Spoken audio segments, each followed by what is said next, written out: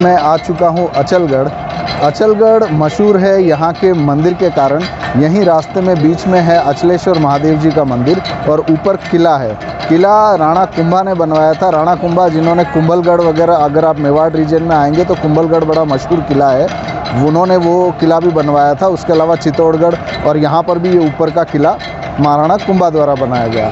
यहाँ पर कथा बड़ी फेमस है अचलेश्वर महादेव जी मंदिर को लेकर कि यहाँ पर ऋषि मुनियों की एक बार गाय खो गई थी। ऐसा कहा जाता है कि गाय खोने के बाद सारे ऋषि मुनि परेशान थे। ऋषि भृगु की गाय थी, तो उस गाय को ढूंढने के लिए यहाँ पर 33 करोड़ देवी देवता आए थे और 33 करोड़ देवी देवता आए, लेकिन शिवजी नहीं आए थे।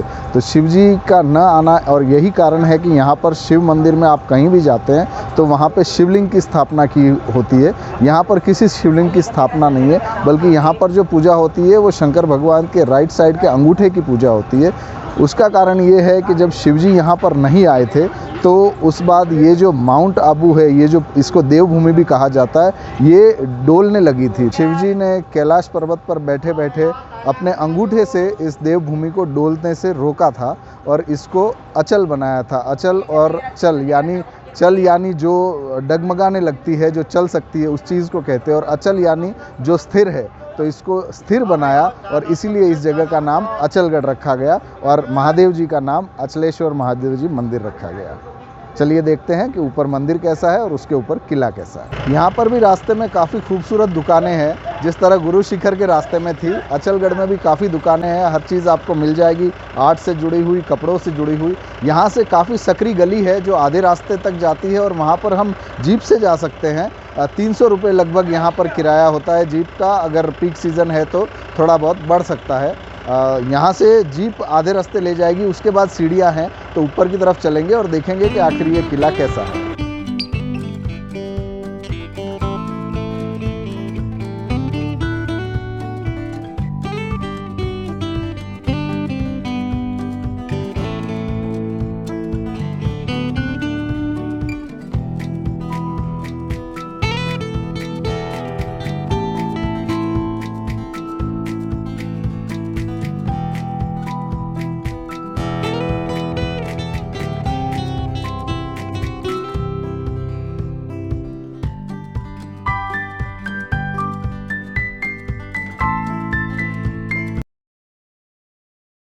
इस रास्ते पर ऊपर मंदिर तक आते आते बीच में शंकर भगवान का एक मंदिर है अचलेश्वर महादेव जी का, जो हम जाते वक्त वापसी में देखेंगे।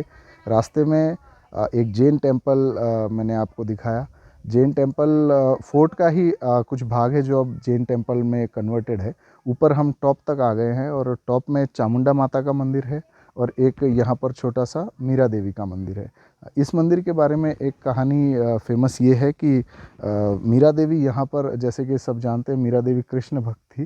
तो मीरा देवी यहाँ पर लगभग 6.5 महीने यहाँ पर उन्होंने श्री कृष्ण की तपस्या की और तपस्या करने के बाद जब उन्हें प्यास लगी तो वो आसपास में इसी जंगल में घूमने लगी, लेकिन उन्हें कहीं पर पानी नहीं मिला। तो पानी नहीं मिला तो मीरा देवी काफ़ी उदास हुई और उन्होंने कहा कि हे कृष्ण, मैं आपकी इतनी बड़ी भक्त हूँ और इतनी मैंने तपस्या की है और मेरे पीने के लिए पानी नहीं। तो चमत्कार ये हुआ कि जब वो रो रही थी तो उनका जो आंसू गिरा, तो उस आंसू से कहते हैं कि ये पौंड जो है इसका निर्माण हुआ। ये पौंड सावन भादो नाम के पौंड से इसको जाना जाता है।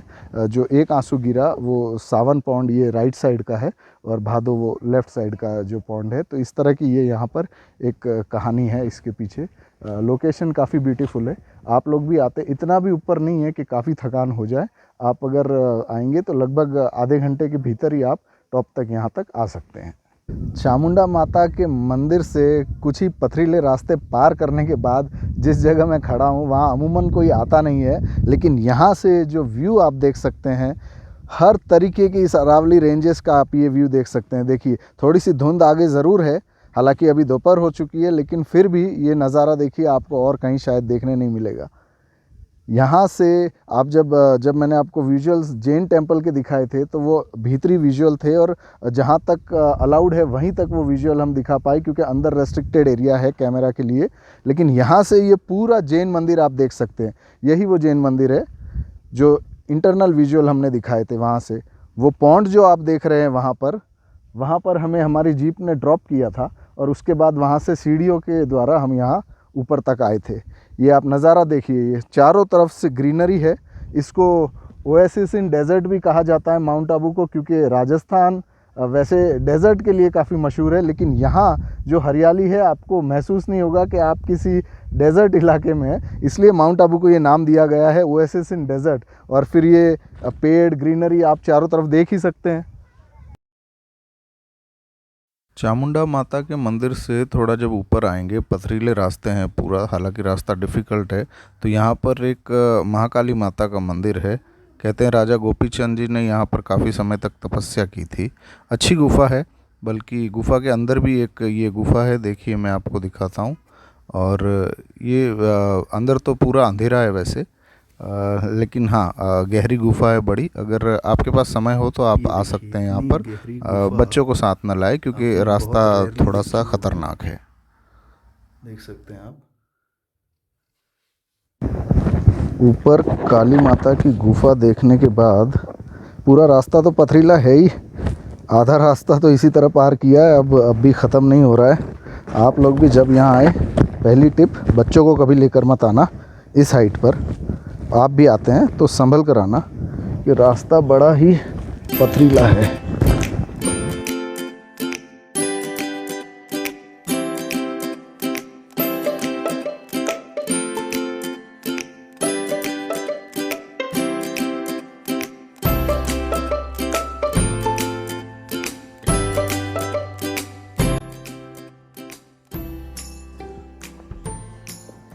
यहाँ कोई सीढ़ियाँ तो है नहीं, बस पत्थरों की नेचुरल रूप से जो सीढ़ियाँ हैं उसके सहारे आपको उतरना है।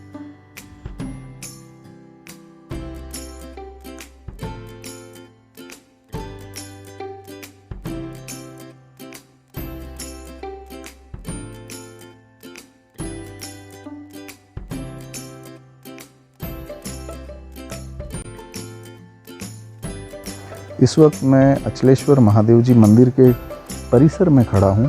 अंदर तो कैमरा ले जाना प्रतिबंधित है, इसलिए परिसर तक ही मैं आपको दिखा पाऊँगा। और इस मंदिर की सुंदरता भी बहुत पौराणिक मंदिर ये प्रतीत होता है। इसके आपने अभी अभी विजुअल यहाँ पे नंदी के एक स्टैचू है वो भी देखा होगा। कहते हैं कि ये जो नंदी का स्टैचू है ये 5 धातुओं से बना है और इसका वज़न लगभग 4200 किलो है।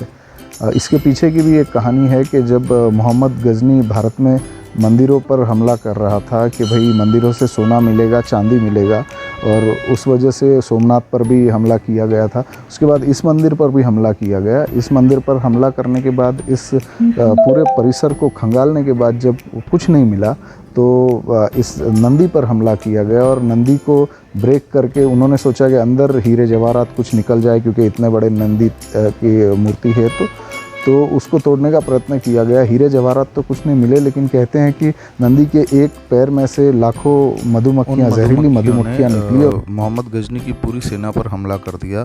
पूरी की पूरी सेना वहाँ से भाग गई। हालांकि मोहम्मद गजनी वहाँ से नहीं भागा, क्योंकि उसे एहसास हो गया कि ये ज़रूर ईश्वर की सज़ा है और मुझे भगवान से माफ़ी मांगनी चाहिए। उसने शंकर भगवान से माफ़ी मांगी और उसके बाद यहाँ पर एक काटेश्वर महादेव जी, इसी मंदिर के अंदर एक छोटा मंदिर है, वो मंदिर भी उसने बनवाया। ऊपर यहाँ से अचलगढ़ हम जाकर आए हैं। ऊपर भी बहुत खूबसूरत व्यू है, बीच में जैन मंदिर है, ऊपर काली माता के केव आपने देखा, उसके अलावा चामुंडा माता का मंदिर है, मीरा देवी का मंदिर है।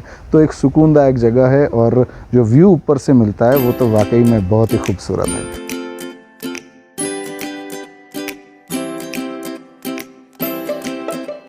जब आप अचलगढ़ से नीचे उतर जाते हैं तब पार्किंग के पास ही है मंदाकिनी कुंड। ये मंदाकिनी कुंड आप देख सकते हैं। कहते हैं कि सतयुग के दौरान ये पूरा कुंड घी से भरा होता था और हवन के लिए ये यूज़ होता था। यहाँ पर ऋषि मुनि रहते थे, लेकिन हवन के दौरान कई बार यहाँ पर 3 मायावी राक्षस आते थे और घी झूठा करके चले जाते थे। हवन में ये एक तरह का विघ्न डालते थे।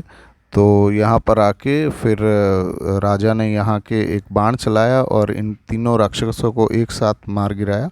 तो ये 3 पत्थर में तब्दील हो गए और ये भैंसे वही 3 मायावी राक्षस है। इनके बीच से एक होल भी दिखेगा करीब जाएंगे तो, जो बिल्कुल एक सीधी लाइन में है, जो बाण का होल कहा जाता है कि बाण से ये घाव लगा था और ये तीनों जो मायावी राक्षस है ये ऐसे पत्थर में तब्दील हो गए। तो इस वक्त मैं खड़ा हूँ जैन धर्म के फेमस टेम्पल्स दिलवारा टेम्पल्स के बाहर। जब आप माउंट आबू से गुरु शिखर की तरफ जाते हैं तब रास्ते में ही ये टेम्पल्स आते हैं, तो आप उस तरफ जब भी जाते हैं तो इस टेम्पल्स को विज़िट करना ना भूलें। बड़े ही मशहूर टेम्पल है, बहुत पौराणिक है। पुराने में ऐसे ये 5 मंदिरों का एक कॉम्प्लेक्स है। सबसे पुराना जो मंदिर है वो लगभग 1000 वर्ष से अधिक पुराना है, और कुछ जो बाकी के 4 मंदिर हैं उनके जो 600 से 700 वर्ष पुराने हैं। तो इसमें सबसे जो बड़ा मंदिर है, 5 मंदिर है, पाँचों में जो सबसे बड़ा मंदिर है वो भगवान आदिनाथ को समर्पित है, जो जैन धर्म के पहले तीर्थंकर थे। और उसके अलावा यहाँ भगवान ऋषभ का भी मंदिर है, भगवान नेमिनाथ का भी मंदिर है, और आखिरी तीर्थंकर जो भगवान महावीर स्वामी थे उनका भी टेम्पल है। भगवान पार्श्वनाथ का मंदिर भी यहाँ पर है। कहते हैं कि यहाँ पर जो मज़दूर जो लगे थे जिन्होंने ये सारे मंदिर बनाए, उनका जो पेमेंट होता था वो इस आधार पे होता था कि आपने कितनी कारीगरी की है और उससे जो मिट्टी निकलती थी मार्बल की, वो मिट्टी कितनी निकली है। तो जब वो मिट्टी दिखाई जाती थी कारीगर द्वारा, तब उस मिट्टी को देखकर वो जो वेस्टेज मिट्टी होती थी उसे देखकर उसका पेमेंट किया जाता था। तो इस हिसाब से आप देखेंगे जब आप अंदर जाएंगे बड़े ही सुंदर कारीगरी की हुई है। और पिलर की जो कारीगरी आप देखेंगे, एक एक नक्काशी जो आप देखेंगे कि पूरे पिलर में 1 से 2 इंच की जगह भी ऐसी बाकी नहीं रहेगी जहाँ पर कि कोई कारीगरी या नक्काशी नहीं है। तो बहुत ही बेहतरीन कारीगरी है। और पार्श्वनाथ भगवान का जो मंदिर अंदर बनाया गया है, कहते हैं कि मज़दूरों ने बिना किसी मजदूरी लिए जो मार्बल बचा हुआ था, जो बच चुका था, उस मार्बल से उस मंदिर को बनाया और उसकी कोई मजदूरी उन्होंने नहीं ली। अपनी तरफ से ये मंदिर भगवान पार्श्वनाथ का उन्होंने बनाया। तो आप भी जब भी आएँ तो ये दिलवारा जैन टेम्पल ज़रूर विज़िट करें।